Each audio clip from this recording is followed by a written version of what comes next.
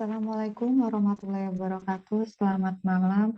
Di sini kami dari kelompok praktikum 3 dari maaf, maaf, maaf, maaf, maaf. Bisa juga. Salah. Besok.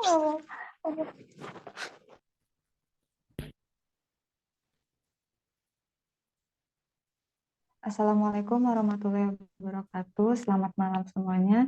Di sini kami dari kelompok 3 praktikum teknologi basis data ingin membahas tentang tugas 3.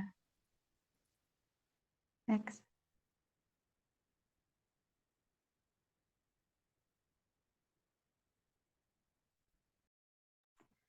Sebelumnya kami izin memperkenalkan diri. Yang pertama ada Nadira Adelia Putri, yang kedua ada Fadila Moeswatri, yang ketiga ada Alfian Dwi Kurnia, yang keempat ada saya sendiri, Dia Sukma Gustiana, dan terakhir ada Catherine Brigita Soraya.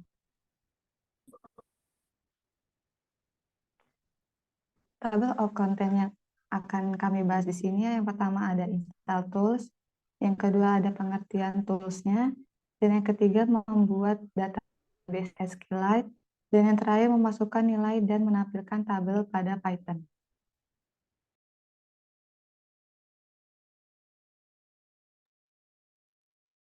Langkah pertama yang kami lakukan adalah menginstal SQLite Studio yang tersedia dalam website SQLite Studio. Kemudian Sublime Text, lalu Visual Studio Code. Untuk penjelasan dari ketiga tools tersebut dilanjutkan oleh Nadila. Baik, selanjutnya yaitu penjelasan dari tools yang kami gunakan. Yang pertama yaitu ada Sublime Text. Sublime Text merupakan perangkat lunak text editor yang digunakan untuk membuat atau mengedit suatu aplikasi. Sublime Text mempunyai fitur plugin tambahan yang memudahkan programmer. Selanjutnya yaitu fungsi SQLite atau pengertian dari SQLite. SQLite adalah database open source yang menyimpan data ke file teks di perangkat. SQLite mendukung semua fitur database relasional. Untuk mengakses database ini, kita dapat membuat koneksi apapun seperti JDBC, ODBC, dan lain-lain. Yang terakhir yaitu tools Visual Studio Code. Visual Studio Code merupakan editing software yang memiliki salah satu tools terlengkap di kelasnya. Visual Studio Code menawarkan berbagai formatting kode hingga fitur auto-save demi menunjang kebutuhan pengguna. Oke, next. Selanjutnya akan dijelaskan oleh Nadira.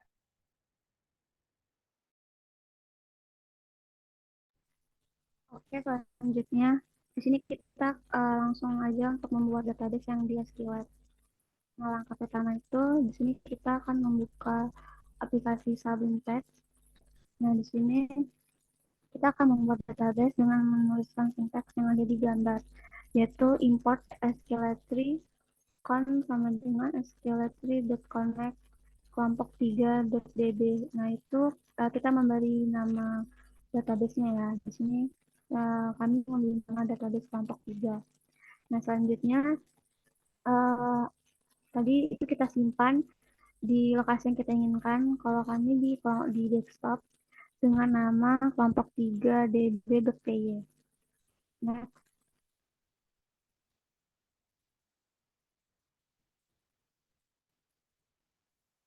selanjutnya kita akan mengecek apakah database yang sudah kita simpan tadi itu sudah berhasil atau belum.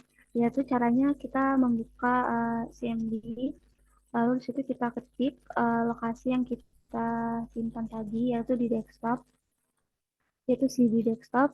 Lalu selanjutnya kita mengetik nama file tadi, yaitu kelompok 3 db.py. Nah, selanjutnya ketika database tersebut sudah berhasil kita buat, itu akan muncul gambar seperti di atas ini, yaitu dengan format file SQLite. Lalu next.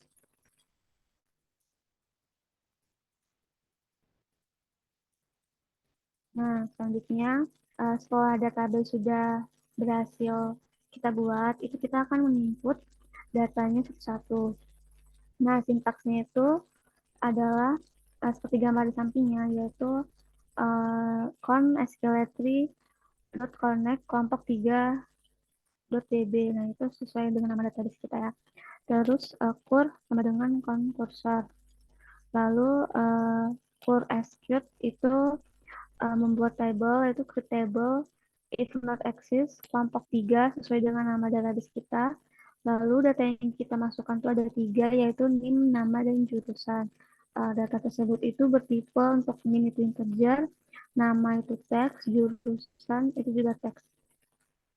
Lalu selanjutnya kita akan memasukkan datanya satu-satu, yaitu dengan sintaks cur execute insert into kelompok 3 dengan values-nya yaitu berurutan ya, sesuai dengan urutan tadi, yaitu NIM, nama, jurusan. Seperti 001, koma Nadira adalah koma sains data. Untuk yang bertipe data teks itu kita tambahkan tanda petik 2 ya. Selanjutnya kita masukkan sampai dengan data yang mau kita inginkan. Nah, lalu kita ketikkan concommit, lalu kita execute ke select, yaitu dari database kita itu kelompok 3. Lalu record sama dengan for fit cell. Lalu kita akan mengeprint sesuai dengan urutannya ya, yaitu untuk barisan pertama print NIM untuk progresnya, lalu selanjutnya itu nama, jurusan, lalu setelah itu concourse.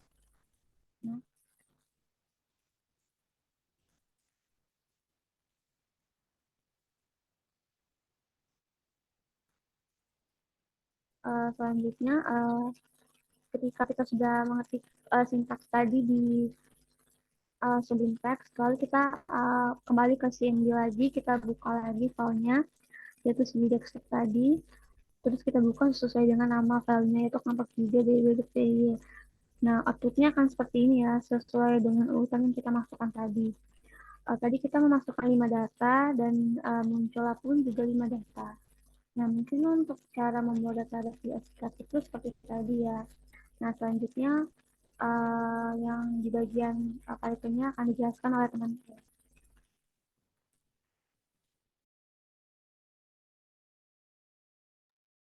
Oke, baik. Untuk pembuatan database dengan menggunakan bahasa Python, yang pertama-tama kita akan membuat yaitu fungsi def, yaitu yang bernama inputkan. Kemudian di situ nanti akan muncul output yaitu berupa input data mahasiswa. Dan untuk npm atau NIM itu bertipe integer. Nanti kemudian kita akan masukkan untuk npm atau NIM mahasiswa tersebut. Kemudian untuk nama dan prodi bertipe string. Di situ kita akan masukkan nama beserta prodinya. Lalu untuk penginputan yaitu sama dengan npm, nama, prodi. Dan kemudian akan di-execute dengan insert into mahasiswa yang berisi npm, nama, prodi, beserta values-nya. Kemudian akan di-commit, kemudian akan muncul data yang sudah diinputkan. Kemudian ada pengulangan while. Jika true, akan mengoutputkan print yang berupa yang pertama itu input data mahasiswa, kedua lihat data mahasiswa, lalu ada 0, yaitu sama dengan keluar program. Jika kita memilih 1, dia akan menginputkan data mahasiswa. Nah, di situ kita akan memasukkan berupa npm, nama beserta prodi-prodinya. Kemudian jika kita memilih 2, nah nanti kita akan muncul atau melihat data dari mahasiswa yang ada di dalam database tersebut. Kemudian ada break, next.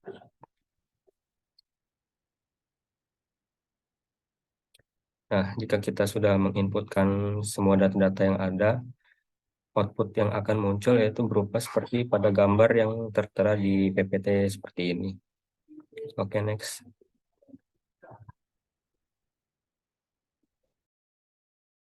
Yang terakhir adalah kesimpulan. Kesimpulan yang didapatkan pada pembahasan pada malam ini adalah pembuatan database bisa dilakukan menggunakan berbagai teks editor, contohnya seperti VS Code dan Sublime Text. Didapatkan bahwa hasil dari kedua data adalah sama, namun hasil database yang dihasilkan melalui SQLite memiliki banyak keuntungan seperti mudah dikelola, dapat diperluas, stabil, dan cepat, serta telah menerapkan fitur mode web.